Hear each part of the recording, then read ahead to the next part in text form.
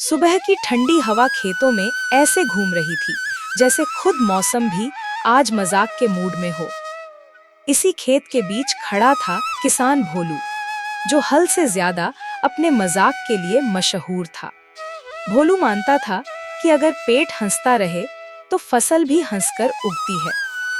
भोलू हल चलाते चलाते बैलों से बोला, अरे कालू बालू, धीरे चलो, खेत है, रेस का मैदान नहीं। मेरी कमर भी तो इंसान की है। बैलों को भले शब्द समझ न आए हों, लेकिन भोलू की आवाज सुनकर वे ऐसे हिले जैसे सच में समझ गए हों। तभी पास के खेत से पड़ोसी किसान टुनटुन आ गया। क्यों भोलू, आज खेत से बातें कर रहा है या बैलों से दोस्ती? दोनों से। आदमी से बात करूं तो जवाब उल्टा मिलता है, बैल कम से कम सीधा चलते हैं। अरे ओ धरती मैया, इतनी मोहब्बत भी ठीक नहीं। टुनटुन हंसते हंसते खेत की मेड़ पर बैठ गया।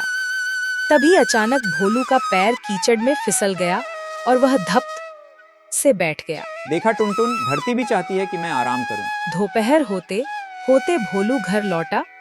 उसकी पत्नी चंपा रसोई में रोटी बना रही थी। आज फिर गंदे कपड़ों में? लगता है खेत ने नहला दिया। हाँ, बिना साबुन के फ्री में।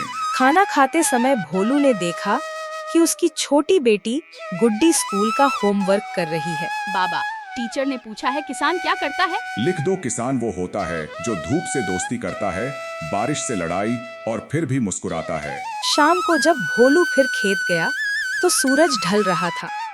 उसने फसलों को देखा और हल्की आवाज में बोला, मेहनत तो मैंने की है, अब आगे तुम्हारी जिम्मेदारी।